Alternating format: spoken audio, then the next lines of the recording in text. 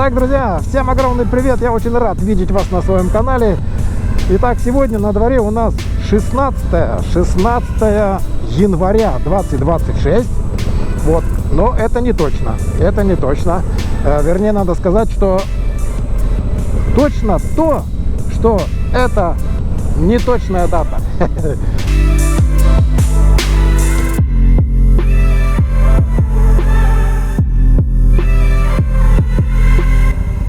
Вот, я не сразу включил камеру, потому что подождал, пока немножечко мои эмоции так успокоятся. А то как я выехал сразу, почувствовал себя 16-летним пацаном. Да, что ты скажешь. Да, замечательная погода сегодня, и поэтому просто чесалось в одном месте уже пару дней. Вот. Я все на работу хотел, но утром подмораживает, и местами асфальт, короче, не для мотоцикла. Поэтому сегодня вот я в обед выехал.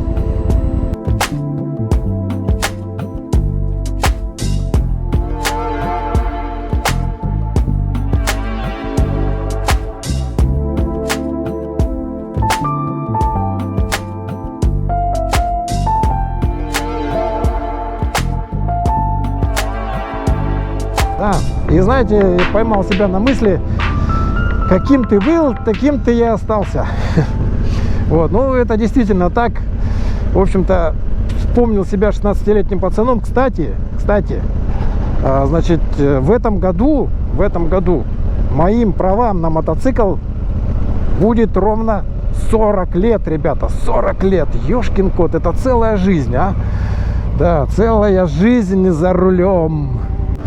Да, надо сказать, что не так уж и много изменилось с тех пор, с 1986 года. Но за исключением, наверное, мотоцикла и экипировки. У меня теперь чудесный мотоцикл и прекраснейшая экипировка. Никогда такой не было. Вот, и вот, наверное, это главное отличие. А так, в основном, все осталось как и было прежде. Экипировочка действительно просто шикарнейшая, лучшая вообще, какая у меня только была. А раньше какая экипировка? Вообще никакой не было. Я помню, у меня первые ботинки какие-то самодельные, самошитые, из кирзовых сапог появились, еще такие. Вот.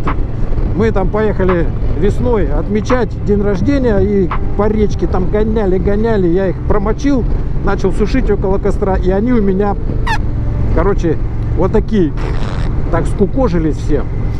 Вот, и я домой приехал босиком. Ну, мы недалеко там были на речке, где-то 20 километров. И я вот босиком приехал домой. Да, а сейчас мотоботы, штаны, все, блин. Че не ездить-то, а? Вот. Поэтому вот просто стыдно даже с такой экипировкой сидеть дома. Сейчас, значит, вот показывает 9 градусов, 9. Ну, я чувствую очень комфортно, очень. Штаны у меня одеты на голое тело, и прям вот вообще. А здесь, ну, термобелье и куртка, и вообще шикарно, просто как, не знаю.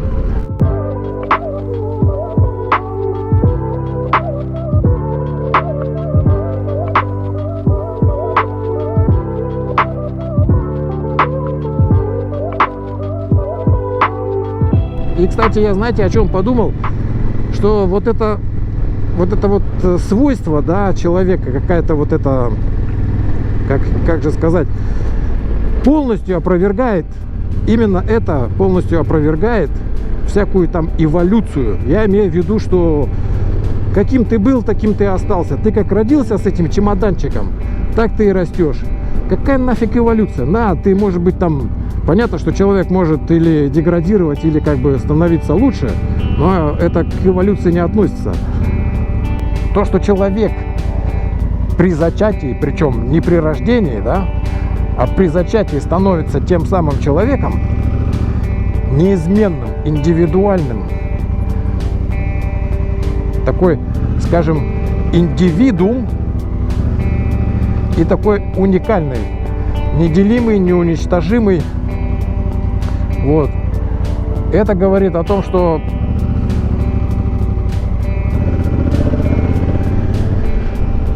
поэтому человек создается раз и навсегда. Понимаете, о чем я? То есть раз, мне вот нравится очень такое выражение, что Всевышний соткал меня в чреве матери моей. Именно вот это вот выражение очень классное такое. Вот. И действительно, человек в утробе матери становится тем самым человеком. И, в общем-то, по жизни, понятно, что из-за обстоятельств, из-за разных, так скажем, мыслей, которые человек свободен в своей голове реализовывать, он может вместо своего портфельчика, вместо своего, так скажем, сумочки или чемоданчика присмотреть какой-нибудь портфель, который ему вовсе не подходит, и прожить, так скажем, не ту жизнь, которую он должен был бы прожить. Так, где-то тут Льюис, где-то здесь, с этой стороны. А в Льюисе я хотел посмотреть, сумочку для инструмента от Криги. Вот, она каких-то жутких денег просто стоит. Ну, я так чисто погляжу, не особо-то она мне как бы и нужна, но, думаю, если она такая действительно классная, то, может быть, стоит ее купить. А если немножечко громоздкая, то не буду. Вот, так что, так, вот он, Льюис. Вот он, Льюис.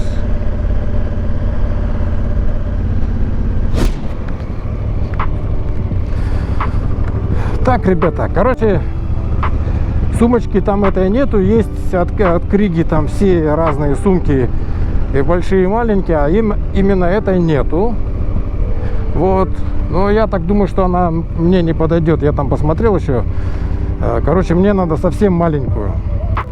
Вот, у меня инструмент размещен в мотоцикле, там вот самый такой основной монтажки, там вот это все большое, ключ, чтобы заднюю ось открутить, переднюю, все оно с собой здесь. Мне просто нужно, обычно я беру на всякий пожарный случай. Вот. Ну а так как я езжу на Африке, то я думаю, что он нафиг не понадобится. Я его вожу только для того, чтобы, может, там кто-нибудь попадется там на какой-нибудь гусе, например, или что-то надо будет там поделать, подремонтировать, можно будет поделиться инструментом. А так, для Африки он нафиг не нужен. Монтажки есть, если колесо пробить, и все. Снять, сделать, и можно дальше. Поэтому не буду париться насчет этой сумочки.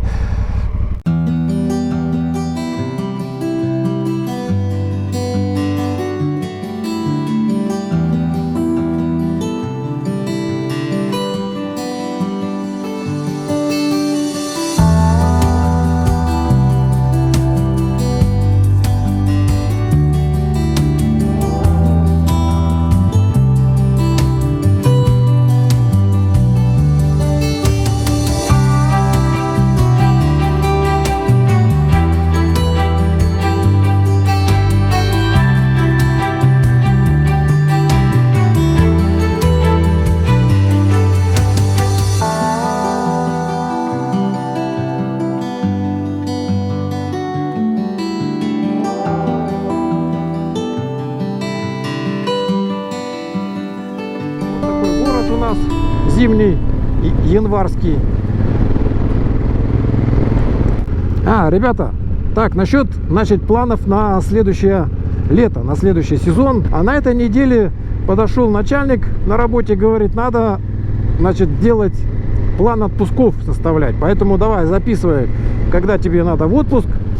Заполнил отпуск на 24 мая.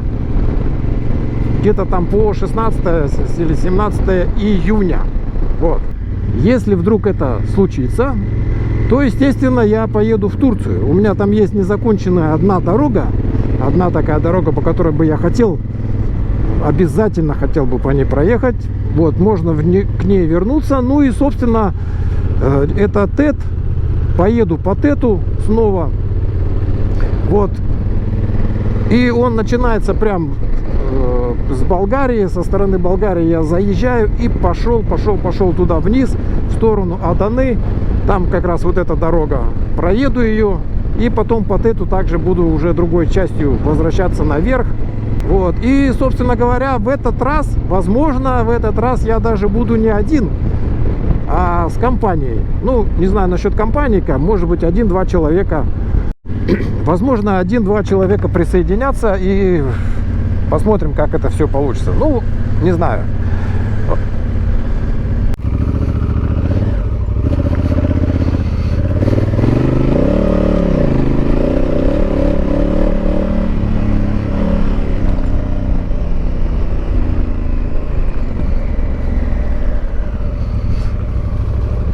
Измазал весь мотоцикл.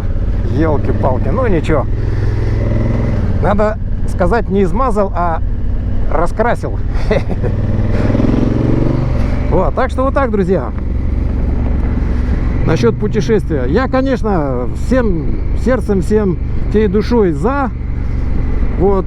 Если все это сложится, если Бог даст и все получится, мы обязательно поедем. Но если нет, тоже хорошо, ребята.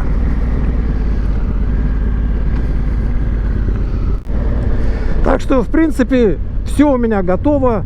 Маршрут я уже даже посидел 2 вечера, посмотрел. Там, ну, ТЭТ есть, я его маленько там подкорректировал, и все. В принципе, все готово. Дороги уже нарисованы, уже в навигаторе. Все. Мотоцикл вот собранный. Я даже, наверное, и резину менять не буду. Я ее докатаю там до нуля, если все так это получится. Я думаю, еще один поход она выдержит, там в районе 20 тысяч, наверное, будет. Вот. Даже не буду менять, потому что она еще хорошая. Ну и все. Собственно, снаряжение у меня есть. Все есть. Все. Нужно только дождаться этого момента и жигануть. Да, еще сразу вот я еще так подумал, у меня были разные, значит, темы, там и памятники допотопной истории, и река Ефрат, и, короче, там красивые дороги, вот прошлый сезон. А в этот раз я подумал о том, что, конечно, дороги это первостепенно, дороги, красивые дороги, тем более там их просто завались, этих красивых дорог в Турции. Вот, красивые дороги. И я думал, чтобы сделать еще такой небольшой акцентик на путешествие, это красивые ночевки. Вот с этим надо будет поработать. Вот, просто не просто где ехать и как бы, ну вот здесь вроде пойдет, здесь заночуем, а именно вот заранее подобрать какие-то места такие, чтобы были вот эти ночевки были просто обалденные по красоте.